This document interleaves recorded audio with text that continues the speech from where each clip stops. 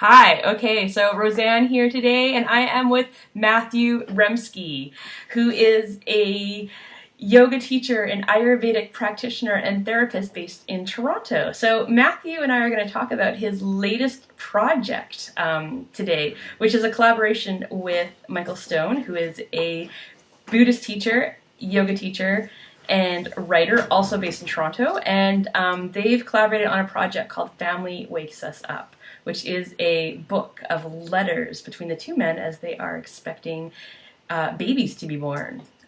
So, hi, Matthew. Hi, Roseanne. Thanks a lot for having me on It's All Yoga Baby. My Uh, pleasure. yeah. We're very excited about the book. It was a deep pleasure to start working on it. We're probably about three-quarters of the way through, and yeah, it's been very sweet. Great, yeah. Well, I just kind of actually want to start off with just kind of a general explanation of the maybe the letter writing process itself. So, my understanding is that you and Michael started to write letters to each other while your partners were both expecting children to be born, and this was a way of supporting each other in this process. So, how did you start writing the letters, and what kind of support did you each receive during the process? Well, I think we started. I don't think we realized what we were doing as we got into it. I think Right. it started with ever lengthening email threads that started to sound like letters in which we were starting to tell each other stories about what had happened that day. And it was much more, I mean, we'd been friends before, but we also have, kind of like a professional relationship as well. Hmm. Um, but, you know, one of the magical things that can happen is that the professional mask will melt in the heat of a life transformation, and I think that's what happened for us. Um, and I think we also had this feeling that there was no other mode of support that was really available to us. Hmm. Karina got pregnant, I think, about 4 months after Alex did, Okay, and and Karina's Michael's partner, and Alex is your partner. Karina is Michael's partner, and Alex is my partner, and uh, and I think in by the time Karina was pregnant, I had already sort of discovered that Alex had all of this networking with the midwifery group and with the doula that we had contracted, and with the tons and tons of pregnant women, of expecting women who are filtering in and out of prenatal yoga classes, Hmm. some of which she was actually teaching. So she had a ready-made network and a way of kind of jumping into a shared dialogue about what the process meant for her. And there's really nothing similar like that for the expectant father, or I should say, really the non-birthing partner, Hmm. because we've met several same-sex couples who kind of undergo the same transformative process. And for the non-birthing partner, it's often the same thing. It's you have a distinctly different role, and nobody really knows how to talk about it. Hmm. Um, there are a couple of good books, but they generally are very specific to the labor process. Hmm. The birth partner is a great text, but the general kind of field of what does it mean to hold space for the process of your expecting partner, while also recognizing that you're going through one of the biggest changes in your life as well. Hmm. That change is far less visible. Hmm. Um, so we found like there were no expectant fathers groups. There were no expectant non-birthing partners groups. And I think we realized we probably had lunch somewhere after the fifth or sixth exchange that started to get into the 200 or 300 word range, and we realized, oh, we're actually this is how we're doing it. This is our expectant fathers group, and then over time, it really actually became almost a contemplative, meditative process. Hmm. There was a point there for about 4 or 5 months where we were writing to each other almost every single morning. And as soon as the stories started to pour out, because it's not just, what are our expectations about the upcoming birth, but also what have we learned, over our previous years of parenting, because we were both parents before in other relationships. Right. And once those stories started, there was no letting up. It was like a floodgate was open, and there were so many resonances between our stories as well. So it started gradually and without us really being aware of what was happening, and then we realized how important it was pretty soon. Yeah, and I think that it's really interesting to have this conversation in the context of spirituality and spiritual practice. Um, this brings to mind, like, last year I was working with a private yoga student who was pregnant, and I sort of came across on my internet wanderings this video that was about, pregnancy yoga, and I was like, oh, this could be a nice thing to send to her as inspiration, right? And it was this like, super glossy, well-produced video of these two women who were both pregnant, and there's no partner present. We didn't see anything of, presumably the fathers or whatever partner. And, they're yoga teachers, and like one of them is like, yeah, on the, one day I was kind of around my due date, and I ran for 6 kilometers, and I taught a vinyasa class, and my water broke, and I gave birth after 2 hours of labor. And, and then it ends with them kind of sprawled out on this like sheepskin rug with their babies. And it was so glossy and inauthentic and unrealistic that I couldn't actually send it to my student, because I knew that it would actually make her feel worse, and she's like kind of, on mat leave. And sorry. And also she'd feel an incredible amount of pressure. Exactly. There's a real commodification of the perfect birth story. Totally. And there's really the perfect birth story. Just in my experience, both as a therapist, but also just from the many relationships that I've known of and I've been involved with as friends and so on. It's never a perfect birth story. Yeah. And the virtue that we attribute to the easy birth or to the relatively painless birth, or to the birth that seems to take place in some rarefied Zen bubble of commercial luxury, it really doesn't serve anything except the wish that it could be that way, and it just isn't. So I'm glad you didn't send it. Yeah, well, it's exactly that. Like, it wouldn't have served anything except for to place pressure on her and just make her feel worse about herself. And so I think that there is definitely within. Sorry? Yeah, did the partners show up on the shag carpets afterwards or not? Not that I recall. Okay, yeah. So they maybe they were test tubed. I don't know, but yeah, it portrayed birth as this kind of beautiful thing and what it was, the yoga practice made it easy, and it they had these established practices, and it made the whole birthing process and the sort of new parenting process easy and simple and effortless and spandexy. So yeah, it was. I think there's definitely a dearth of sort of realistic and honest conversation about parenting and about expecting, and especially for fathers, and especially in the context of the spirituality of family life. Yeah. Well, we also realized. I mean, between Michael and I, we've been studying and teaching various forms of Indian. Naturopathic arts. I mean, I'm an Ayurvedic practitioner, and he's been teaching Buddhist studies for a long time. He's been leading retreats, and I've been teaching yoga for about 12 years. And between, I think we counted it up, and it's something like 35 or 40 years of study between us, and it's kind of like very, very little of what we've learned formally, or what we've learned in classroom settings, or what we've learned on retreat, or what we've learned in monasteries or ashrams, has direct impact upon the incredible set of changes that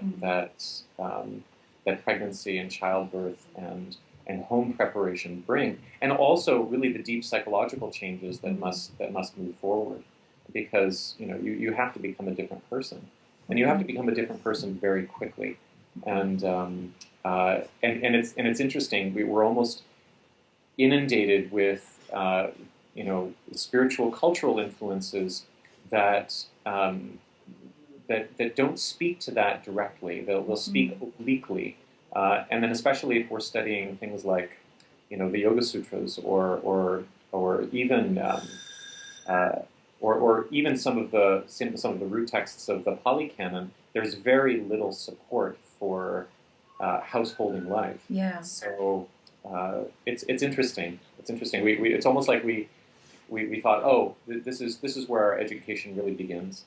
So, yeah, and what's I think what's really valuable too in that, and sharing the letters, that you're sharing this education as well, like your own sort of educational process. So I'm wondering, what do you hope to contribute to the conversation about fatherhood with this project? So within the spiritual context, and also within the popular culture context as well, because as you noted, there's a gap in both spaces.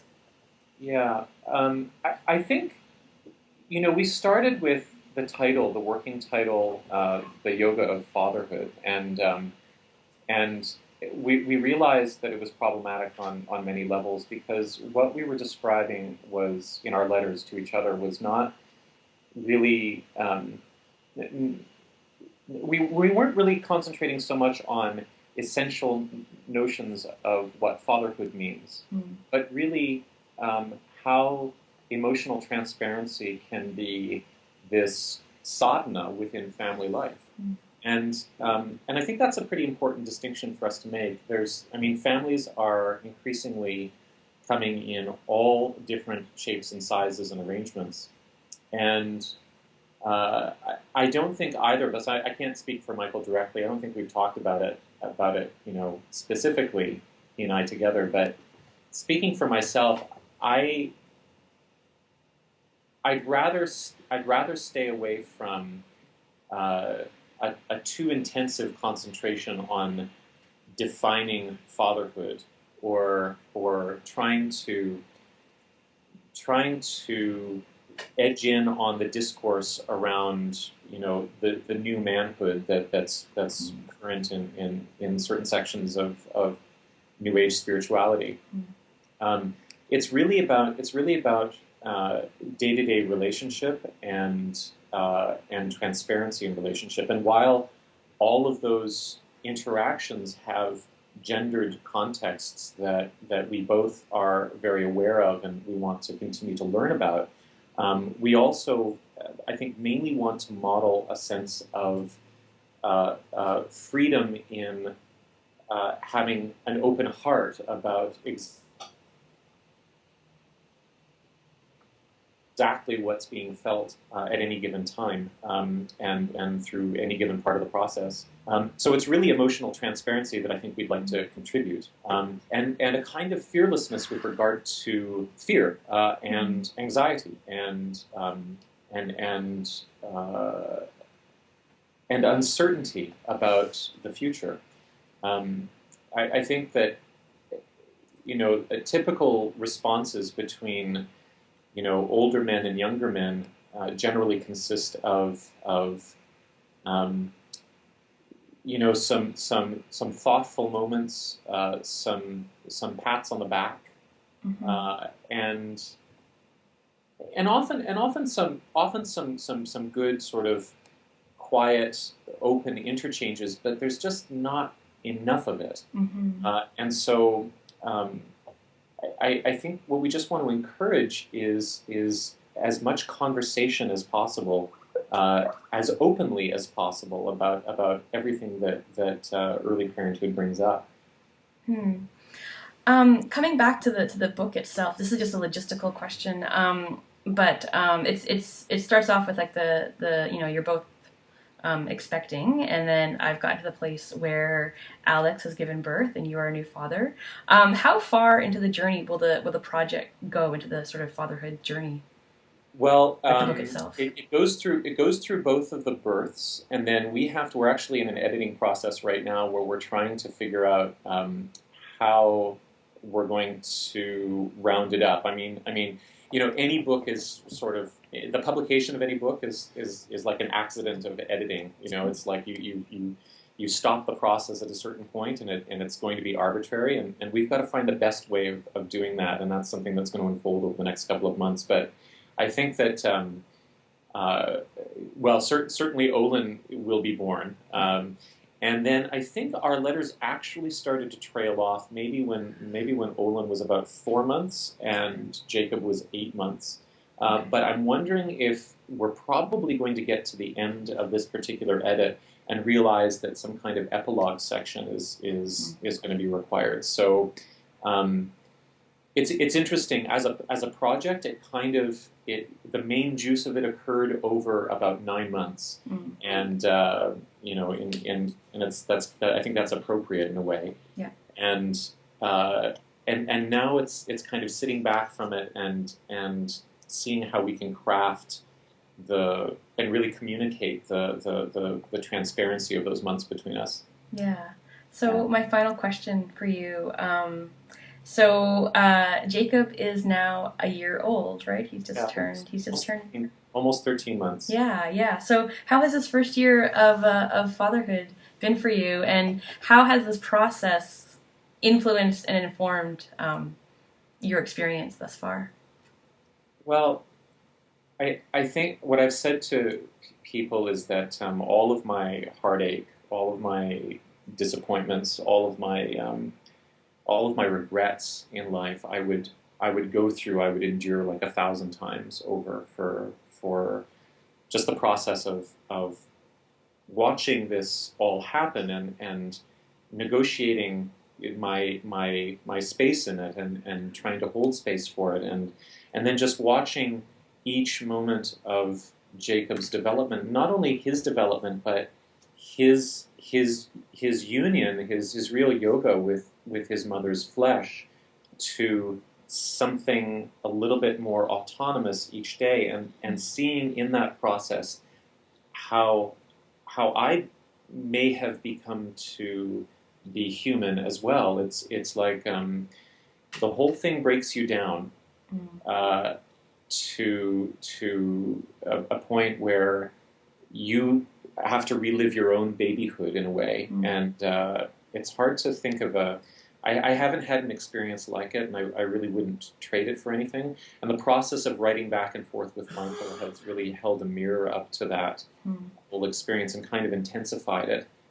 For me, writing is a form of meditation, and so it's made it brighter. It's made all of the details a little bit more crisp, and it's given me this hope that I maybe I'll be able to remember all of these wonderful, strange, painful things in my moments of greatest need. It's beautiful. So thank you so much for taking the time to talk with me today, Matthew. So you're running an Indiegogo campaign to crowdfund the cost of producing the book. So where can people contribute?